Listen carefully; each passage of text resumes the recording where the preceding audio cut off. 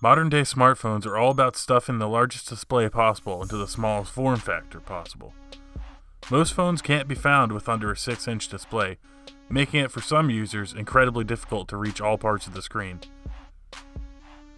And with those larger screens comes a higher price tag, but that's where Samsung stepped in and brought us a large screen and a tiny footprint with the S10e.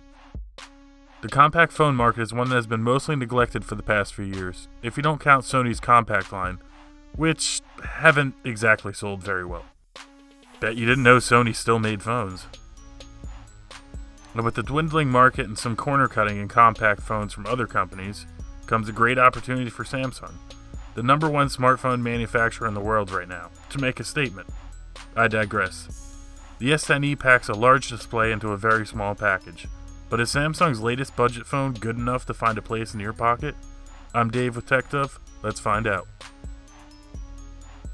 By now, it's a well-established fact that Samsung makes some of the very best displays on smartphones, and the S10e is no exception. It features what Samsung calls its dynamic AMOLED display, with a display size of 5.8 inches with a resolution of 2280 by 1080, giving it a sharp pixel density of 438 ppi. Because 1080p should be the absolute minimum for a smartphone in 2019. It reaches a peak brightness of 803 nits, with the average typically being around 700. It's already well established, at least in my videos, that Samsung makes the very best OLED smartphone displays, and the Galaxy S10e is no exception. Despite not being a spec junkie's dream in terms of resolution, it's still one of the best displays you can get, certainly at this price range, if you know what I'm getting at. Consuming content, playing games, or just browsing social media is great, especially with such a tiny form factor. I've become so accustomed to massive phones that it's almost hard to hold due to its diminutive stature. This particular display has no notch in the typical sense of the word, but arguably more polarizing for many is the small selfie camera cutout nestled away in the top right corner. More on that in a bit. It's bright outdoors in direct sunlight, it gets dim enough to not sear your eyes out in the dark, and it's just a great looking, no-nonsense display. It does, however, seemingly disappear with certain sunglasses on though. This is pretty typical for many phones though.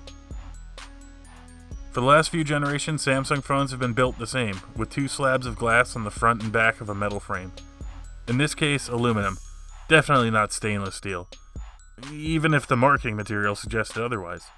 This time around, the display is not of the typical Samsung curving variety, instead opting for a flat display, which I believe was honestly the right call here, since a curve on such a small device might have been even more troublesome for accidental presses. On the bottom is a headphone jack, rest in peace, a microphone, one of the two stereo speakers, and on the right side is the power button, which doubles as the fingerprint scanner. More on that shortly. On the left side is the volume button and the Bixby button. More on that in my Galaxy S10 Plus review, linked below. And finally on top is another microphone and the SIM card and microSD card tray. The build quality and fit and finish on this phone are superb, as is the staple of modern Samsung flagships. Even if it is a more budget-oriented device, it's easy to hold and manipulate with one hand, and has a decent weight to it. It feels every bit as premium as you would want a modern smartphone to feel, and is available in a variety of fun colors that really only this segment of the market sees, including this dazzling flamingo pink model. Smartphones are one of the main devices used to consume media, so having good audio is a must for many. And I'm happy to say the S10e doesn't disappoint. It has the same stereo speaker pair as the S10 and S10 Plus, as well as the same beloved headphone jack. Audio from both sounds great, even if the speaker volume doesn't quite match the larger S10 Plus. It's still a great pair in my opinion. As with the S10 Plus, the headphone jack was able to drive my Sennheisers at the same volume and clarity as the bigger S10 Plus. I spend most of my time on YouTube or Google Play Music and movies when reviewing these devices, so I'm happy to report it won't let you down here. The audio is crisp, well detailed, and packs a decent amount of bass, even if it's not ear-bleedingly drunk in a club bassy. Modern Android phones are some of the smoothest performing devices out there. Depending on who you ask, some might tell you Samsung phones are laggy, buggy, unusable phones. But for me, I've never experienced that with any Samsung phone I have ever used. The S10e holds true to this as well, with a Snapdragon 855 paired with 128GB of base storage and 6 or 8GB of RAM. This phone has no issues multitasking, gaming, or long sessions of multimedia consumption. And honestly, every phone should have a base storage of 128GB these days. 64 just isn't adequate anymore. Looking at you again here, Apple. In my extended time with this phone, I have had 0 slowdowns, 0 lags, or force crashes. It's genuinely a pleasure to use as a daily driver, both with its performance as well as its ease of use one-handed. No one would blame you for thinking that such a small device would have poor battery life. It packs only a 3100 mAh battery, and on paper, that doesn't seem like much. But most forget that it's a smallish 5.8-inch display, which I know is crazy when you think back to when the Note 5 or Note 7 launched with a 5.7-inch screen. But its size, paired with its 1080p plus resolution, leads to a very respectable 5.5 hours of screen on time, with the display mixed between half and max brightness. It may not be the endurance champion its older brother, the S10 Plus, is, but it's more than capable enough to get you through even the longest of work days, while still having enough left in the tank for nighttime festivities. It also retains the fun power share feature of its counterparts, where it can wirelessly charge other devices right from the back. Is it a gimmick? Yes. But is it cool? Also yes.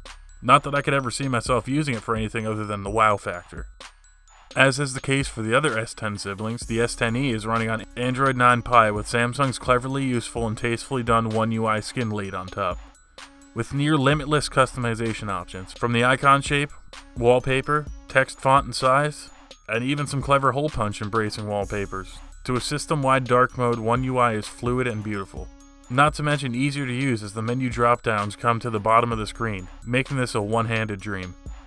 Speaking of easy to reach, the fingerprint scanner doesn't live on the back panel, nor is it under the display as it is on the other S10 models or the Note 10. Instead, as mentioned earlier, it lives on the power button, which for me makes a lot of sense, since that power button is used to wake and put to sleep the phone anyway, and is perfectly okay at this particular price point. While other manufacturers are releasing phones that cut as many corners as possible, but still charge the same price. Sadly, this is yet another Galaxy device that has ditched the iris scanner, opting instead for a less secure camera-based face unlock, which also I will forgive due to the fact the display looks amazingly futuristic. Not like the other kind of futuristic, where you use the same exact notch for 3 years in a row. If the Galaxy S10 Plus is the no-compromise Android phone for the masses, then the S10e is the no-compromise budget phone for the masses, since it shares many of its features with the other Galaxy S10 models, sans telephoto zoom sensor, but I'll gladly trade the telephoto for an ultra-wide angle. Up front is the 10-megapixel selfie camera punched into the right-hand upper corner of the display, with an aperture of f1.9 capable of selfie video up to 4K 30fps, and also Samsung's portrait mode selfies. The results are great, very detailed, not too oversaturated as in past Samsung phones. It's a trustworthy selfie shooter for those looking for one of the best on the market. Around back is the brilliant dual camera setup, comprised of one main 12-megapixel sensor with a variable aperture of f1.5 to f2.4, and next to that is Samsung's new ultra-wide 16-megapixel camera, with an aperture of f2.2 with a 123-degree field of view. Also both capable of 4K 60fps video recording, as well as 960fps super slow-mo at 720p. One of my favorite tricks these cameras have is the super steady video mode, which is definitely a neat party trick. You can check out my S10 Plus review for more on that. Overall, I'm very happy with these cameras. They produce bright, detailed, and not overly saturated shots, and rarely do they ever mess up exposure or blow out highlights. With the current state of the smartphone market and ever-increasing prices for flagship phones, it's a breath of fresh air for a company to not only release a smaller, easier-to-use device, but also pricing it fairly without too many compromises. Mid-range devices are getting so much better while threatening the hierarchy of flagship manufacturers such as Samsung and Apple by providing 95% of what a flagship does for hundreds of dollars less. It's nice to see a fire being lit under these companies to provide a better experience at a lower cost. And at $750 starting for the S10e, you're getting a true flagship experience. You're getting an AMOLED display instead of a corner-cutting LCD. You get 1080p plus resolution instead of barely 900p. And you're getting versatile cameras. And I don't mean to harp on the iPhone XR so much, it's just a shame you have to give up so much to get a flagship in that camp. The Galaxy S10e is the S10 I would recommend for most people, since you're still getting the full Samsung experience, and you're not losing out too much to get there. It's still an incredible value for the money, and you can even find it for $200 off, or better.